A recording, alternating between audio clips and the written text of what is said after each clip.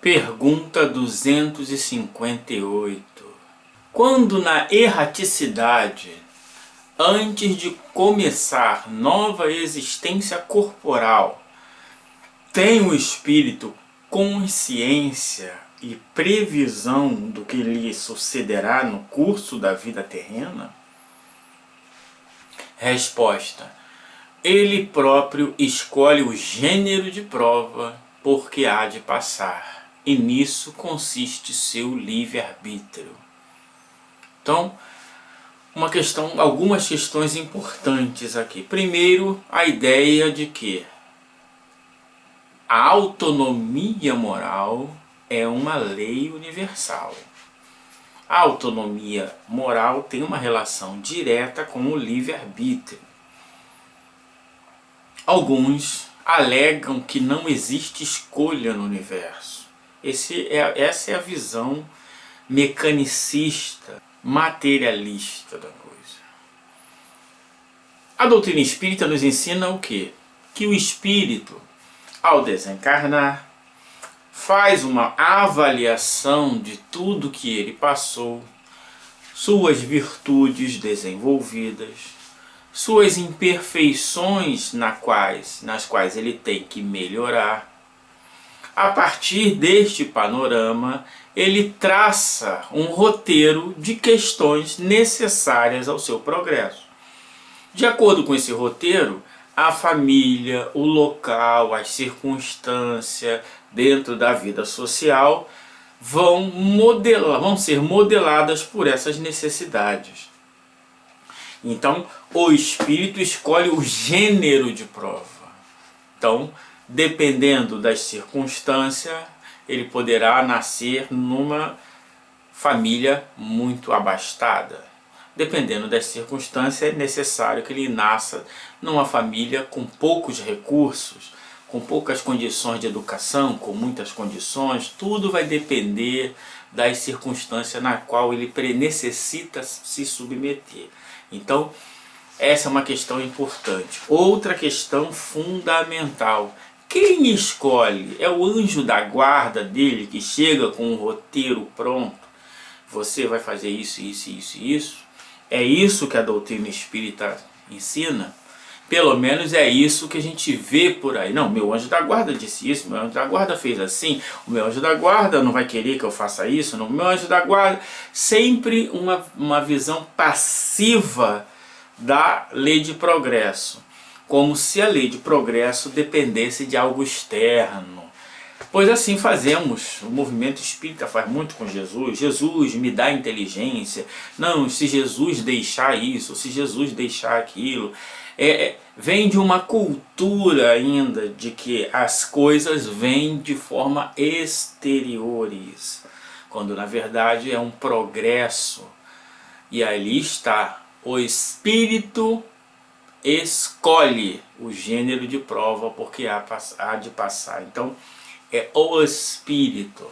Ele pode pedir algo além das suas capacidades? Pode. Vai dependendo das circunstâncias, pode até ser aceito, para que ele aprenda também a modelar seus desejos. Pode ser que, dependendo das circunstâncias, como uma vida impacta na vida de muitas outras, pode ser negado. Então tudo depende das condições que aquele espírito reúne, das circunstâncias perante a sua encarnação, que tipo de corpo, qual a localidade, qual a condição social, qual a estrutura familiar, quem são os espíritos em relação ao passado desse espírito com aqueles que vão encarnar. Todas essas variáveis entram nesta equação, mas a escolha é do espírito pelo gênero de encarnação que ele necessita passar. A partir daí tem aí sim o auxílio do seu anjo da guarda, que detém de uma gama maior de possibilidade de obter circunstâncias favoráveis àquele gênero de prova. Então, o encarnado muitas vezes ele tem a sua ação, a sua visão, o seu alcance em relação às questões do mundo mais limitada. E aí o anjo da guarda o auxilia nisso. Pode vir dependendo das circunstâncias, até um espírito mais evoluído ainda vai poder ajudá-lo. Então, quem escolhe? O espírito. Vamos parar com esse negócio de que o anjo da guarda é que determinou onde ele vai encarnar, como ele vai encarnar. Não, não, não. A doutrina espírita é clara. A escolha é do ser. Por quê? Porque as consequências também, as vitórias também, as derrotas também são todas dele. Questão 258 da A, que também é um desdobramento importante. Não é Deus então que impõe as tribulações da vida como castigo? Essa pergunta aqui tem algumas questões que a gente primeiro entender se Deus impõe. Já falamos aqui, é sempre bom repetir. Quando aparece Deus impõe, Deus permite, Deus proíbe, essas palavras temos que entender que, na verdade, existem as leis naturais que, dependendo da escolha, esteja fora dessas leis naturais. Então, quando fala Deus permite, é porque Deus criou as circunstâncias capazes de aquele movimento, aquele fenômeno, aquela circunstância acontecer. Então Deus permitiu, porque Ele é a causa primeira ou primária de todas as coisas. Se aconteceu, é porque Deus permitiu que acontecesse. Se não aconteceu, é porque não houve necessidade, as circunstâncias não se apresentaram ou não foi permitido. Em outras palavras, ou estão fora das leis. Então essa é outra questão. E aí vem outra questão. Como castigo, toda vez que a palavra castigo aparecer na doutrina espírita, a palavra pecado, não entenda conforme as igrejas. Ah, mas os espíritas são todos adeptos das ideias da igreja. É um problema desses espíritas. A doutrina espírita não tem nada com isso. Então castigo ali é no sentido de que, se você achar que Deus está castigando, é porque Deus está com os maus sentimentos. Isso é impossível.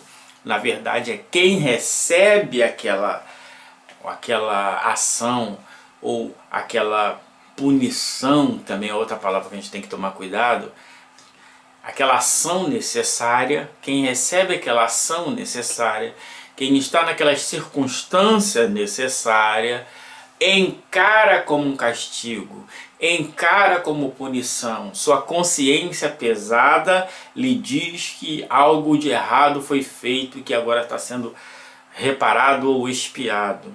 Então é nesse sentido. Vamos abandonar a ideia de castigo da igreja, a ideia de pecado da igreja. Não, não. A doutrina espírita, ela se responde por ela mesma. Então vamos lá. Vamos entender agora a doutrina espírita. Olha o que os espíritos dizem. Nada ocorre sem a permissão de Deus. Já falamos isso. Porquanto foi Deus que estabeleceu todas as leis que regem o universo. É isso. Se Deus permite, é porque está dentro das leis. Se Deus não permite, é porque não está dentro da lei. E de agora perguntar por que decretou esta lei e não aquela? Dando ao Espírito a liberdade de escolher, Deus deixa inteira a responsabilidade de seus atos e das consequências que estes tiveram. Aquilo que a gente falou. Se Ele escolheu, a virtude é dele. A vitória é dele, o progresso é dele. Então, quando um espírito se intromete na ação de um espírito, se ele se intromete na ação, tem dois motivos. Primeiro, porque aquela ação poderia impactar em seres que não necessitam daquilo. Mas se a ação impacta somente naquele que rege a ação, aquele que aplica a ação, então Os bons espíritos nunca vão se intrometer, só os maus. Quando falamos maus, falamos de espírito de terceira ordem. Ah, mas o médium tal ia para tal lugar e o espírito apareceu na frente dele e disse, não, não faça isso. Esse espírito que apareceu não é o anjo da guarda do médium ou do encarnado, porque isso fere a lei do anjo da guarda.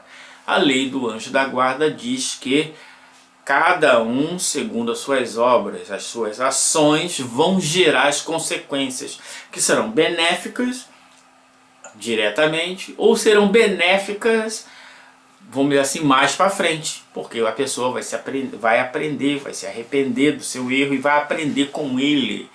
Então, os bons espíritos não ferem a lei do anjo da guarda. Ah, se o espírito se opôs a uma ação de fulano de tal, é porque é um espírito de terceira ordem, ok? Deus deixa a responsabilidade de seus atos e das consequências que estes tiveram. Nada lhes torva o futuro, abertos se lhes acham assim o caminho do bem, como o caminho do mal. O caminho do bem e o caminho do mal é uma escolha do ser. É muito difícil para quem busca a pedagogia da culpa, a pedagogia do medo e a supervalorização das trevas, entender essa questão da liberdade, né? Porque tudo é o mal que está vindo, é as trevas. Não, não, não. Nossa escolha. Ademais, cumpre e se distinga o que é a obra da vontade de Deus do que é a do homem. Se um perigo vos ameaça, não foste vós quem criou, e sim Deus. Vosso, porém, foi o desejo de que a ele vos expordes. Não haverdes visto nisso um meio de progredirdes,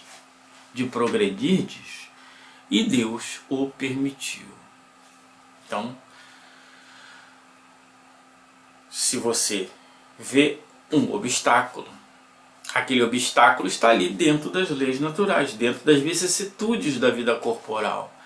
Se você passou por ele, superou, cresceu. Se não superou, passará novamente até superar. Porque nós temos que dominar a matéria. E o que é dominar a matéria? Alcançar o progresso moral, a perfeição moral. E dominar a matéria, isso é, não mais se deixar de forma alguma influenciar pelas vicissitudes da vida. Aí, a partir desse momento, estrearemos a fase espiritual, onde não mais precisaremos de corpos perecíveis e nem mesmo das vicissitudes da vida corporal. Até lá, as coisas do mundo nos servem de exercício, assim como uma barreira colocada por um professor de educação física não foi colocada ali para o aluno sofrer, e sim para que ele, exercitando sua musculatura, desenvolva habilidades para contornar. Assim, também são as vicissitudes da vida corporal, para nos desenvolver a moralidade e sobrepor a matéria pelos nossos esforços. Assim haverá progresso.